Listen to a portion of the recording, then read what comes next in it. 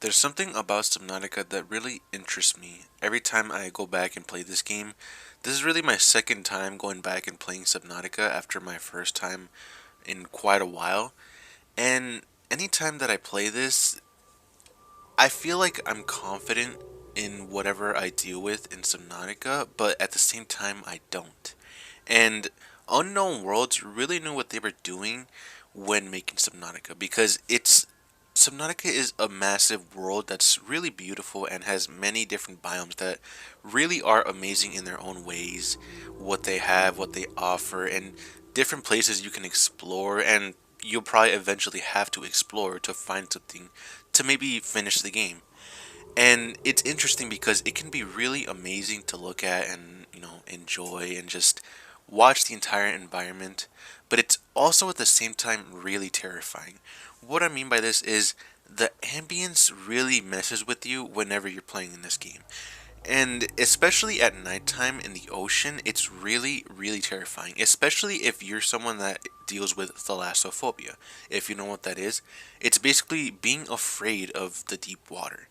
And Subnautica really does well with triggering that in some ways. Examples, the wrecks. The wrecks are a great way to sort of show that because thalassophobia is just the deep water consuming everything that tries to go past by it. And the wrecks are prime examples of it as well. Because you've seen it many times in movies. Planes, ships being consumed by the ocean. And just seeing it abandoned deep into the ocean. And it's terrifying. And my first time playing this game really, really scared me. And it really made me think, do I have thalassophobia? I kind of do. I feel like I do because my first time was absolutely terrifying. I had no idea what I was expecting. And because of that, I felt like this game was 10 times more enjoyable and really, really interesting to me. Even if I was basically shitting my pants anytime I played this game, it did really, really good to scare the shit out of you in any way. And here I'll provide some examples. Right off the bat, in the beginning of the game, you're introduced in an intense situation where your character, Riley Robinson, is trying to escape in a life pod because the Aurora, the giant ship that you were in with many others, explodes and is heading straight towards the planet that you are also heading towards, an alien planet. And you now are later on in another intense situation where your life pod is on fire. And you quickly try to put out the fires to survive and are already just nervous and terrified of what's to come because now you're in a place where you have no idea what's going on. You have no idea of any information from the place. So it's really a great way for Subnautica to start. It's insane, and no matter what situation you're in, you're always really tense and you're never really safe. And the beginning is a great introduction to that. Another unsettling thing about the beginning of the game is after getting out of your life pod and witnessing the Aurora crash, the computer tells you that there are zero human life forms detected, which feels impossible at first because a total of 25 life pods successfully launched from the Aurora, and that is true. 10, including you, successfully landed into, I guess, 4546B, but you are really the only survivor from it because unfortunately the other places either landed in terrible locations or died from their own fate in different ways. You really are the only one that had a good life pod and actually was able to provide you in a great area where there really aren't any enemies around, great resources, great food resources, a great and perfect place to somehow survive all this. Many other people did not really have that same fate as you did. And some examples are Life Pod 3. Life Pod 3, unfortunately, it was two people landing in the kelp forest, crashing down into the kelp forest, and when they tried to reach the surface, their sea glide unfortunately broke and they ended up drowning. Life Pod 4, on the other hand, was someone that landed 20 meters by the Aurora wreck, and it was informed from their PDA that a giant sort of class monster was trying to eat the whole life pod. And many people are still debating on what really he died from. It was either the giant monster killing him, eating him alive, or some other ways of radiation ended up killing him, or maybe even the explosion of the Aurora killing him. And it's unfortunate because those fates are terrible. The terrible ways to die, and many other life pods also dying horrible fates as well. Some other people dying from an explosion because people were very careless, and also dying from hunger and dying from basically drowning. It's awful. It's a really awful way to die, and really shows you how lucky you yourself were surviving all of this. You really had the perfect location to land in, and had was really the only person alive at this point. Now you may realize I've only been talking about 10 life pods that have landed into 4546b, so what happened to the other 15? Now many people have theorized that what happened to them is they either burned into the atmosphere or they unfortunately crashed into some debris from the Aurora explosion while they were heading towards 4546b. And while those are some good theories and are also possible, the most likely theory that many people have summed up is they actually ended up suffering worse fates than any of these other places or other people, and that is crash landing into the void. Now, the void is basically its name itself, a void with nothing but darkness, and thousands of meters deep with no escape at all, and just the life pods and people in those life pods having to accept their fate that they can't do anything at all because there's no resources, there's no way to get out. Especially with having no resources at all from their life pod, there's no way they can escape something like this.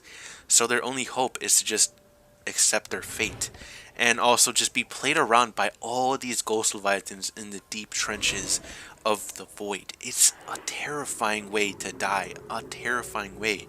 And because of this, it makes thalassophobia even more scary.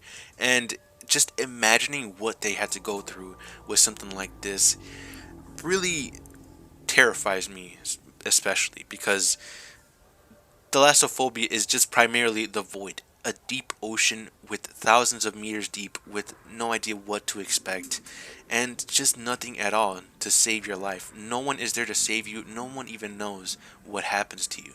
And this is the fate that happens to you. It's really, really scary. And because of this, I really do appreciate what Unknown Worlds Entertainment did with the Void. It really, really left a mark for everyone that first started playing Subnautica, and really made you not want to go back to this place, and also makes you really grateful that you weren't unfortunately those people that dealt through this. Now, I know I've been saying that your character is really lucky to somehow survive all of this, but are you really lucky in your opinion? If this was you, would you really feel lucky? Because you're the only person alive on this planet now. Everyone else from the Aurora is dead. Everyone died a terrible fate, either drowning from hunger, the Aurora explosion, going down deep into the void and having a painful and long death, all having different fates while you're the only person alive on this planet now. And you're alive, the only one alive with all these unknown creatures and giant monsters trying to kill you. It's a terrifying concept to deal with, especially with thalassophobia, because sure, an example that maybe could be a good example is maybe Minecraft. I know it might be silly, but in Minecraft you're also alone, but later on you feel confident enough that you can eventually conquer everything, and anything else that tries to kill you are just weaklings. But here, you're always probably going to be the weakling here. There's always going to be something that tries to hunt you down and will always be the apex predator in the food chain. And you're just another prey for them. No matter what you do, no matter what area, even if it's just the safe shallows, there's always something trying to hunt for you. Examples like the kelp forest, the stalkers are always there to try to bite you, and they really terrify you with their chomps because they think they're trying to chomp at you. The sand sharks in the red grass biome, they're always really, really aggressive, and anytime you hear them, you try to run away from them. And then, of course, the crash fish, fucking creepers of this game, try to come and explode on you, basically, just blow you up, which is just so weird of a concept. Imagine just living, having an entire species of yourself just being a fucking explosion. That's all it is. Kind of silly, but I'm going off on a tangent with that. But again, many different areas, many different biomes, there's always going to be a predator trying to come and kill you. It could be massive, it could be small. You're always going to have something trying to kill you. And because of that, you really never feel safe. And sure, you might end up making a base and maybe feel safe in your own way, but then you always keep realizing you're the last person alive. You're alone. No one is there to help you. The people that tried to come and save you were shot down from an alien weapon. You're all alone until you somehow find a way to get out of this planet, and that concept itself is terrifying, and that's what makes Subnautica really great. Now, this isn't the only thing I'm going to be talking about. There's way more I need to talk about, so let's move on to the next thing.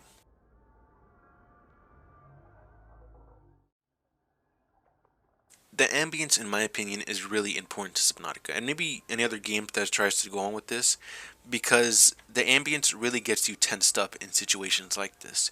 And examples is right now where I'm in the red grass zone. I know I keep saying that. I'm not sure there's an actual good term on it, but I just keep saying that. In my opinion, it's just a habit. But an example like this is the red grass zone is a nice and really beautiful place, biome to look at and be around, but there's always something haunting you and trying to chase you and kill you. As an example right here, I'm tensed up with this music and this audio in the background. Because of that, anytime I'm trying to do something, trying to collect items, trying to collect a few, I don't know, resources, I'm always tensed up and always try to look at my surroundings and hoping that nothing tries to come and kill me.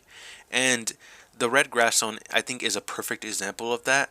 And I'll play a little bit of audio just to show you how kind of creepy it is, because it shows you that, or at least teaches you that no matter where you are, even if it's beautiful, even if it's amazing and you might feel safe in it, it's never safe. Nowhere is ever safe in Subnautica. There's never a really safe place, really. It's always a danger zone in some way.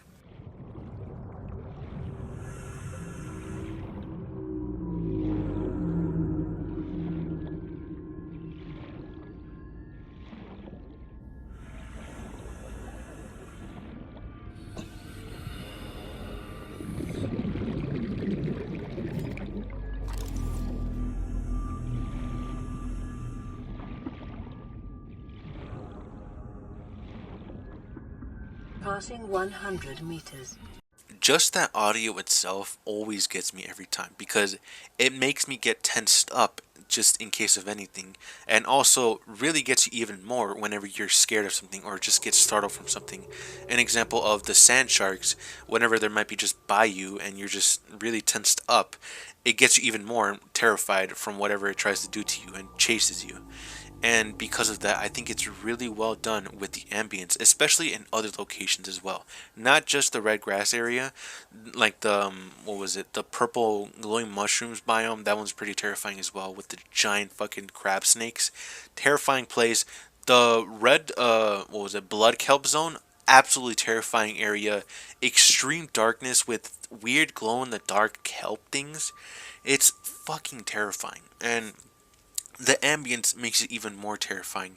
And no matter what you do, even if you're in like some giant sort of machine or, I don't know, submarine, you're always tensed up no matter what, because there's always something bigger than you that will and probably will kill you.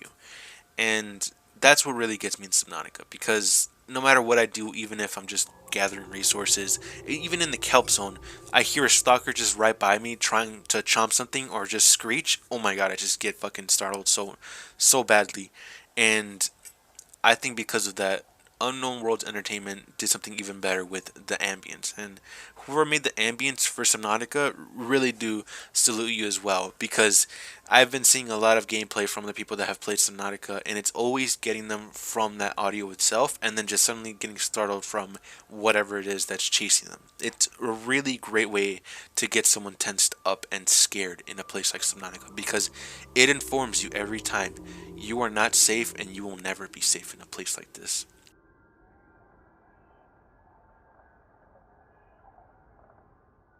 Now let's finally talk about the apex predators in Subnautica, the terrifying monsters that are always roaming around in areas where you don't expect. And definitely the most iconic monster of them all if you don't know, is the Reaper Leviathan. The sound that you heard as soon as you were around the Aurora, you knew you were in deep shit. And many people went through something like this. Many YouTubers dealt through something like this and had that feeling when they heard this in their first gameplay.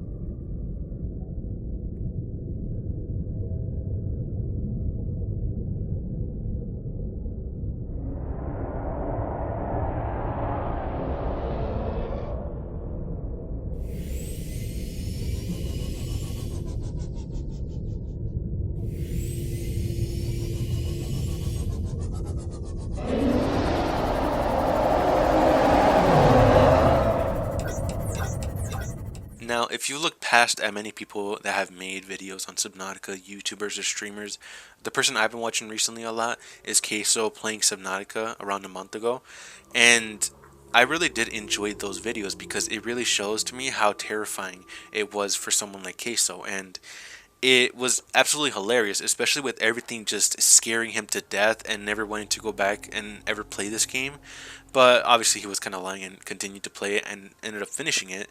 And it was really interesting on how they made the Reaper Leviathan a terrifying way to experience Subnautica, because especially with Reaper Leviathans also just being everywhere, basically close to the end zones, anywhere like in mountains or just also the Aurora, especially because by the Aurora around it there's like a total of 6 Reaper Leviathans around there. And it's fucking insane how many there are, because no matter what, you're probably going to eventually have to go to the Aurora spaceship, even if you don't want to. But you will have to go to it at some point, and at some point you will hear that loud roar in the distance, and you have no idea what it is. In your first playthrough, you have no idea what it is, and as soon as you hear it, you either try to toughen up and not be scared, or run away and never come back. But that never really works out, because you do have to come back to it. And eventually, when you do find out what it was, it's terrifying. It really scares the hell out of you, especially with its roar getting even closer to you and going straight towards you with its massive claws in its teeth or in its mouth. It's a terrifying thing. Now, sure, I'm not really providing a good example here with me just killing it right now, but I know for all of us, when we first experienced this game, it was scary and it was terrifying, and I think it really made Subnautica great, and that's what I feel like Subnautica Below Zero kind of failed at, because it didn't really have that same punch or scariness as it did for Subnautica. That same introduction to being terrified of something like the Reaper Leviathan. I'm not saying that the other ones that it showed, like I forgot what their names were, but those Leviathans, they were scary at some point, but nothing really as scary as something like the Reaper Leviathan, or exploring other monsters like the Ghost Leviathan or the Sea Emperor. Nothing like that. But I wouldn't say it's the worst game ever. I'm not saying that it's a failure. It just wasn't the same and wasn't as impacting as Subnautica. And I know for a fact that I think Unknown Worlds knows that. I think they know that the Reaper Leviathan for sure made them the most money because of how insane it was and how they introduced it. It was awesome. It really is a cool design for a Reaper or a Leviathan overall. And sure, it may not be terrifying eventually because you're really experienced in the game now, but you gotta admit, when you experienced that, it was fucking insane, and you were scared shitless if you saw it for the very first time.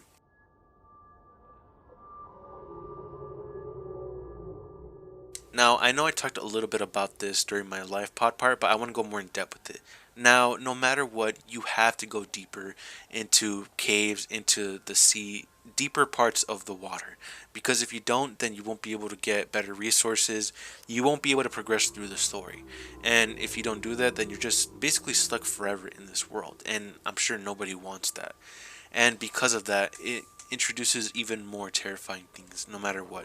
The Blood Kelp area has creepy warpers and electric eels that try to kill you as well. Sometimes even the Ghost Leviathan can be there as well. A giant Ghost Leviathan is terrifying to experience. Many other areas where you're just unknown of and you feel like something is just going to jump you no matter what. You hear weird screeches every time, and even go to the deepest parts of the water, the lava zone, and witness the biggest creature of all time of Subnautica right now, at least the Sea Emperor. Basically, the apex predator of this game that hunts anything in its path, and even you, if you are its next meal, and try to be its next meal. So it's terrifying and it's really scary because eventually you're always going to run out of resources in this game because you're trying to get better upgrades and you realize, ah, shit, I gotta go back to this place, or shit, I need to go even deeper and experience all those terrifying things again. It's a really great concept, and maybe people might find it annoying, but in my opinion, it forces the people to explore even deeper, and that's kind of the point of Subnautica. You want to beat the game, go even deeper. It's sort of like 80% of the reason on how to complete Subnautica. You have to go deeper into this game no matter what. And because of that, you will eventually experience everything. You won't be able to just take shortcuts no matter what. You have to do it. And that's what makes Subnautica really great and really terrifying. And I really do appreciate the way they made Subnautica like this, and am thankful that they completed Subnautica and didn't go bankrupt because apparently during the making of Subnautica, it took around 5 years to finish it, and nearly got the company to go bankrupt. Which I am thankful they did not go bankrupt, because if they did, we wouldn't have been able to experience this amazing game. And I'm really, really thankful that I experienced it, even if I was terrified, and even if other people were terrified of this game and experienced it. Without it, there wouldn't be entertainment from the people that have played this and have uploaded it, and we wouldn't have been able to enjoy an amazing game like this. It's so creative, and I'm really excited for what else the game and company offers from the next game.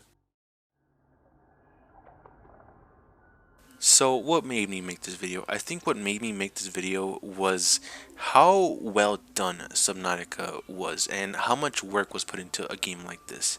And it's really amazing, and I'm really grateful that Unknown Worlds Entertainment didn't ever go bankrupt because of making this game. And even though it took 5 years, I think it was 5 years worth the wait, I would say, in my opinion. And because of that, I have high hopes that Unknown Worlds Entertainment will definitely do better than what they performed for Below Zero. I have high hopes that Subnautica 2 will be good. I'm hoping that maybe it's even better than Subnautica 1, or at least as good as it was for Subnautica 1. I'm hoping. There's always ways to hope for a game to be good.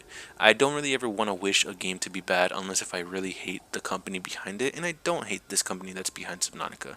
The company did amazing with this game, and I really just wanted to show my love for this game. That's all I really wanted to show, and really appreciate that the community for Subnautica really are just goofy people that are just making silly videos, or also just trying to enjoy this scary game.